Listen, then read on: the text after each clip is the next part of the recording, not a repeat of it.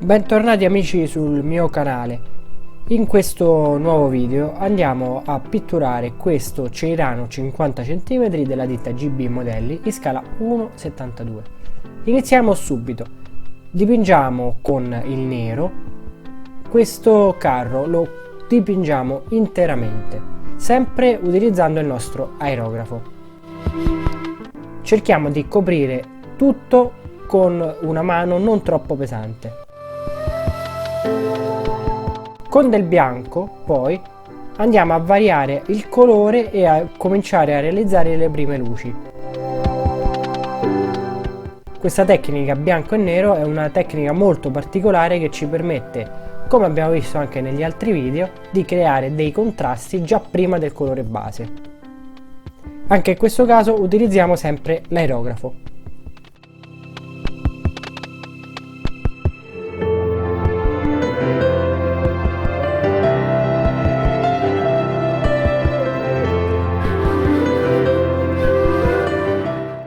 Anche il bianco è steso interamente su tutto il modello.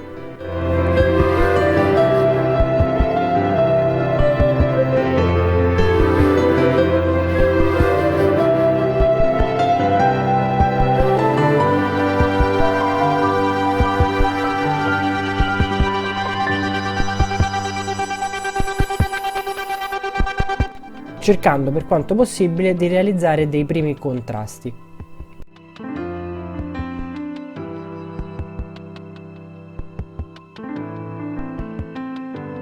Con questo verde della Vallejo andiamo a realizzare quello che è il nostro colore di base. In questa fase utilizziamo l'aerografo ancora. Passate piuttosto leggere con questo colore diluito, dato interamente su tutto il modello.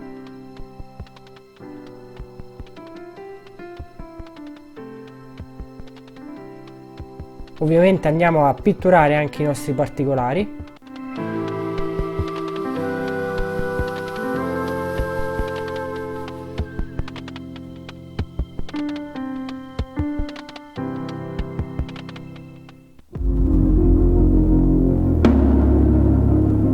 E vedete come il carro inizi veramente a prendere vita. Bene ragazzi, abbiamo visto come il colore base è stato dato. Abbiamo utilizzato, come abbiamo visto prima, questi colori della Vallejo, questo Model Air colore verde bosco, un colore che viene utilizzato credo anche per quanto riguarda l'esercito statunitense. Comunque abbiamo utilizzato questo come colore base. Ora questo passaggio non ve lo faccio vedere in quanto comunque l'avete visto già nei video precedenti, e se vorrete potremo affrontare il tutto in un video differente e in un video ben preciso. Cosa ho fatto? Una volta aver passato il colore base ho modulato leggermente utilizzando uno skin tone e aiutandomi anche con un color giallo. Quindi praticamente come al solito che cosa si fa? Ripetiamolo, dopo aver dato il colore base, che in questo caso è stato il mio verde, una volta passato ovviamente anche il nero o il primer o comunque il colore che più ritenete idoneo per far aggrappare meglio il colore successivo, il colore base, quindi che cosa si fa? Dopo aver dato il primer e il colore base, di solito per rendere il mezzo più interessante da un punto di vista cromatico, diciamo non corretto forse nella realtà, ma sicuramente più accattivante da un punto di vista artistico, cosa si fa? Si va a modulare il colore, cioè si vanno a creare le prime luci, quindi si vanno a schiarire quelle parti che sarebbero colpite dalla luce in modo più potente, quindi per esempio le parti piane, e si vanno a lasciare in ombra quelle parti dove la luce batte meno, quindi magari la parte più bassa dei parafanghi o il treno di rotolamento nei carri armati. Quindi ho poi modulato il mio carro, il mio ceirano, e dopo fatto questo passerò al pennello, cioè dopo aver modulato il mio mezzo passerò direttamente alla colorazione con il pennello. Quindi questa fase con l'aerografo, la prima fase con l'aerografo è finita. Ora vediamo come agire con il pennello, un pennellino in questo caso essendo un mezzo piccolo, 1.0, un 2.0, comunque un pennello piuttosto piccolo, al massimo anche un 1 potete lavorare. Eccoci tornati sul nostro tavolo da lavoro. Prendiamo questo verde che ho utilizzato per la base, con una scatolina perché non voglio prendere la palette in questa fase, poi un verde oliva e un beige. Ho creato una piccola palette per contrastare e per avere dei colori differenti e differenziati su questo mezzo.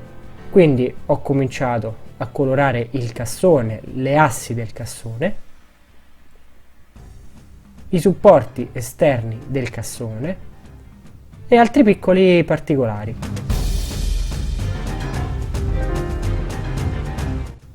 Poi sono passato alla colorazione dell'interno della cabina. Ovviamente in questo caso ho realizzato il tutto con un nero e poi su questa base nera ho voluto passare un colore piuttosto diluito marrone, un colore sempre acrilico, sia sullo schienale che sulla seduta vera e propria. Questo mi serve per differenziare un po' il colore. Con un marrone sempre della Vallejo piuttosto scuro ho creato dei piccoli graffi sui parafanghi e in altre zone. In questo caso ci troviamo di fronte a una fase piuttosto delicata, in quanto si tratta di piccoli tocchi e anche piuttosto veloci. Tutto questo, volendo, si può fare anche con una spugnetta. Siamo passati poi nuovamente a un'altra fase con l'aerografo, ovvero questa volta molto più semplice. Ho passato un trasparente opaco, mischiato il colore direttamente nella coppetta come al solito, in questo caso questo trasparente, ho ricoperto interamente tutto il carro che, come vedete, è stato contrastato ulteriormente. Prima di poter concludere l'invecchiamento e quindi di portarmi avanti con il modello, ho dovuto chiudere la cabina. Cosa mancavano? I vetri. E allora facciamolo insieme. Con questo trasparente, con questo foglio trasparente e con varie prove, devo dire, taglia qui, taglia lì, ho creato quindi i miei vetri Vinavil, e molta e molta pazienza ho incollato quindi il vetrino posteriore. Mi sono aiutato ovviamente anche con le pinzette. Sottolineo, molta pazienza e anche molte prove. Ho tagliato vari pezzi di trasparente prima di ottenere questo risultato. Non sono molto preciso, devo dire. Poi, ovviamente, anche la parte anteriore della cabina è stata quindi finita. I vetri ovviamente non puliti. Si tratta di un mezzo operativo italiano.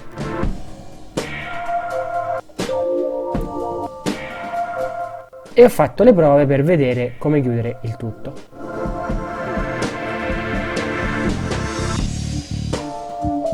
Prima di poter chiudere, però, con questi lavaggi della MIG mi sono divertito a realizzare ulteriori contrasti, anche se una volta chiusa ovviamente la cabina non si vedrà molto.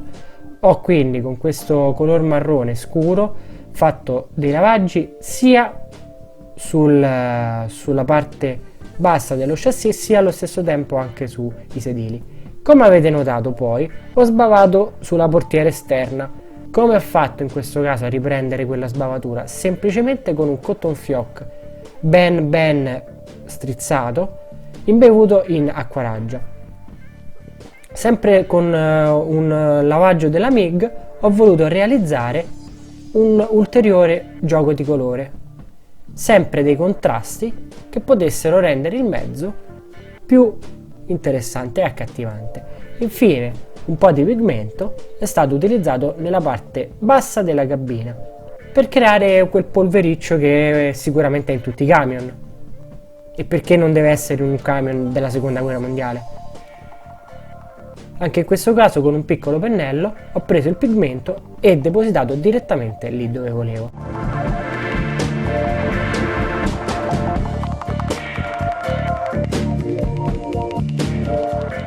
Infine ho voluto con questi due colori andare a rifinire la parte interna, quindi delle maniglie e delle tasche che si vedono presenti sulle portiere,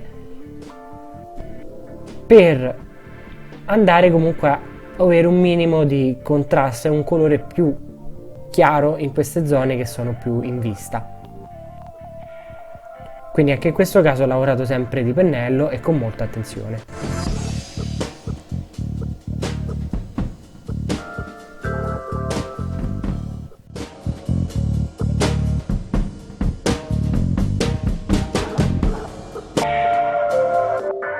Con la colla 21 ho chiuso definitivamente la mia cabina, quindi queste addirittura sono le uniche immagini che abbiamo della cabina aperta. Ed ecco qui, il Ceirano, come vedete, è quasi completamente finito. Gli ultimi ritocchi a pennello.